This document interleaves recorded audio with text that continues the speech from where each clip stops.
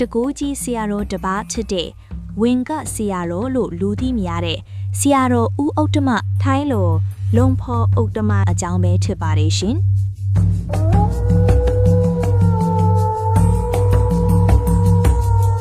Mani Padme Hum Om Ahum Vajra Guru Padma Siddhi အကြောင်းအရာလေးတွေမပြောပြခင်မှာတော့အခု KKTV Channel လေးကို Like and Follow လုပ်ထားပေးကြဖို့ပဏာမအနေနဲ့တိုက်တွန်းချင်ပါတယ်ရှင်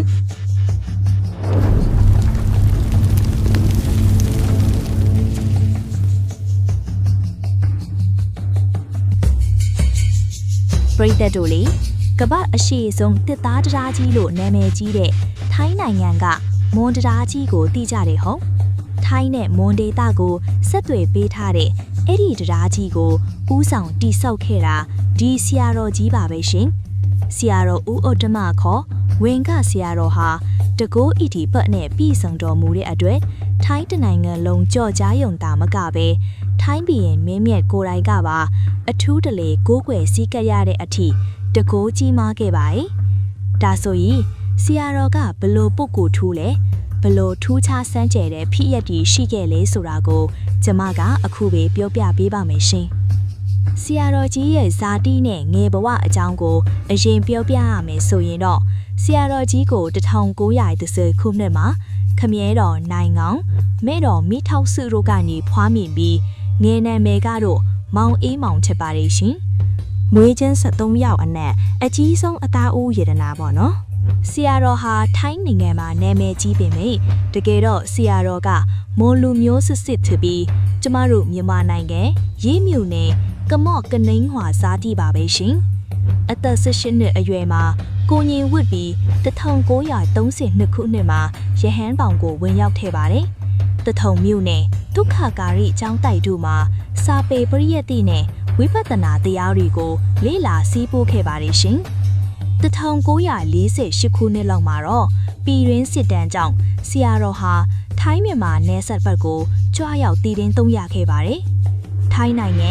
ကန်ချနဘူရီခရိုင်စန်ခလာဘူရီမြို့နယ်ကဝင်ကစွာလေးမှာစစ်ပေးရှောင်မွန်ဒေသရှင်လူမျိုးတွေနေထိုင်ဖို့ရွာတည်ပေးသလိုဝင်ကဝီဝေကာရန်ကျောင်းကိုပူးဆောင်တည်ထောင်ပေးခဲ့ပါတယ်နောက်ပိုင်းမှာတော့ဆယ်မြောင်းစီမံကိန်းတစ်ခုကြောင့်ရွာဟောင်းနဲ့ကျောင်းဟောင်းရေမြုပ်သွားတဲ့အခါထိုင်းဘရင်မင်းမြတ်ကိုရိုက်ကပဲကုန်းမြင့်ဖော်မှာမြေနေရာပြန်ချပေးပြီးရွာသစ်ကျောင်းသစ်တည်ဆောက်စေခဲ့ပါတယ်ရှင်1988ခုနှစ်မှာတော့အိန္ဒိယနိုင်ငံဗုဒ္ဓဂါယာတဲ့စေတီတော်နဲ့ပုံစံတူကြာတန်းတုတ်စေတီတော်ကိုတီထားကိုးကွယ်ပြီးထီးတော်တင်ပွဲကိုလက်ရှိထိုင်းဘရင်အဲ့ဒီအချိန်ကအင်ရှေမင်းသားကိုယ်တိုင်တက်ရောက်ခဲ့ပါတယ်တဲ့ရှင်ကဲအခုပရိသတ်တို့စိတ်ဝင်စားနေမဲ့ဆရာတော်ရဲ့ထူးခြားစမ်းကြဲတဲ့ဖြစ်ရလေးတွေကိုပြောပြပေးမယ်နော် Om Mani Padme Hum ဆရာတော်ကြီးဟာတီလတမာတိနဲ့ပြည့်စုံသလိုမဟာသမယတုံးနဲ့ပရိတ်ကြီးတွေကိုနေ့စဉ်မပြတ်ရွတ်ဖက်ပူဇော်လိရှိပါတယ်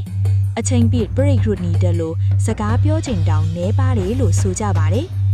ဒီလိုအစွမ်းတက်တီတွေကြောင့်ဖြစ်ပေါ်လာတဲ့ဒန်ဒီယာရီစာနစ်ဖြစ်ရက်တွေတဲကတစ်ခုကတော့အုံတီးတဲကငါးထွက်လာတဲ့ဇလန်းပါပဲရှင်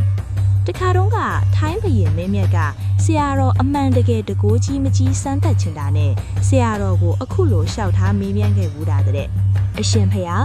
ရေရှိရင်ငါးရှိရမေးဆိုတာမှန်ပါတလားဖေဟာလို့မေးတော့ဆရာတော်ကမှန်ပါတယ်တကားတော့လို့မိန့်တော်မူပါတယ်ဒီတော့ဘရင်ကြီးကဒါဆိုရင်အုံတီးထဲမှာရေရှိပါရက်တာဘာလို့ငါမရှိရတာလဲယူပြန်မေးခွန်းထုတ်တာပေါ့အဲ့ဒီအခါဆရာတော်ကတကားတော့အုံတီးကိုခွဲကြည့်လိုက်ပါလို့မိန့်တော်မူပါတယ်အုံတီးကိုခွဲလိုက်တဲ့အခါမှာတော့တကယ်ကိုအံ့ဩစရာကောင်းလောက်အောင်အုံတီးတွေကနေငါးတကောင်ခုန်ထွက်လာတာကိုတွေ့လိုက်ရတဲ့ရှင်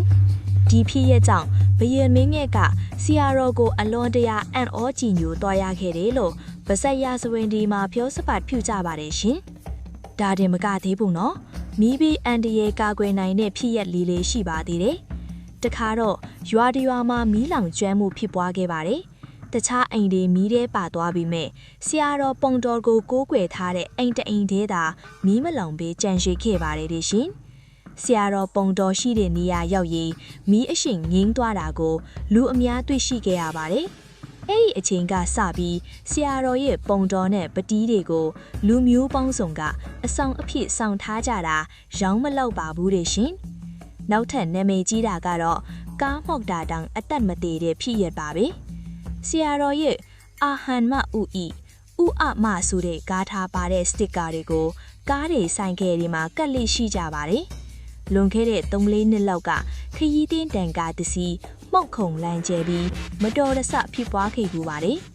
ကားတစ်စီးလုံးကြေမွေ့သွားပြီးမဲ့ဆရာတော်ရဲ့စတစ်ကာကတ်ထားတဲ့ကားမို့လို့ခရီးတွေအသက်အန္တရာယ်မရှိဘဲဒဏ်ရာအနှင်းငယ်ပဲရခဲ့ကြပါတယ်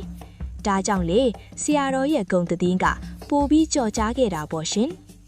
ဆရာတော်ကြီးဟာလောကီလောကုတ္တရာနှစ်ဖြာစလုံးမှာထူးချွန်ပြည့်စုံလွန်းတဲ့အတွေ့1989ခုနှစ်မှာမြန်မာနိုင်ငံအစိုးရကဆက်ကပ်တဲ့အဘိဓကြအာဂမဟာတက်တန်မဇောတိကဘွေတန်စီတော်ကိုရရှိသလိုထိုင်းဘရင်မင်းမြတ်ကိုယ်တိုင်ကလေ1969ခုနှစ်1980ခုနှစ်1990ခုနှစ်တို့မှာဘွေတန်စီတော်ရီအသေးသေးဆက်ကပ်ပူဇော်ခဲ့ပါတယ်ရှင်ဆရာတော်ကြီးဟာ2004ခုနှစ်ကစသည်ကျမ်းမာရေးချို့တွဲလာတာမှာထိုင်းဘုရင်ကြီးတေလိခေတ်ရဲ့စောင့်ရှောက်မှုနဲ့စေကူးတမှုခံယူခဲ့ရပါတယ်။ရုံးမှာ3နှစ်လုံးတည်တင်းသုံးခဲ့တဲ့နောက်မှာ2006ခုနှစ်အောက်တိုဘာလ18ရက်မနက်9:22မိနစ်အချိန်မှာတော့ဘဝနထန်ပြန်လွန်တော်မူသွားခဲ့ပါတယ်ရှင်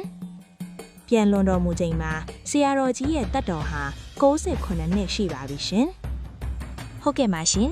ဒီနေ့တင်ဆက်ပေးခဲ့တဲ့ထိုင်းမြန်မာနယ်ဆက်ကတကိုးကြီးဆရာတော်ဦးဥတ္တမရဲ့အကြောင်းအရာလေးကတော့ဒီလောက်ပါပဲရှင်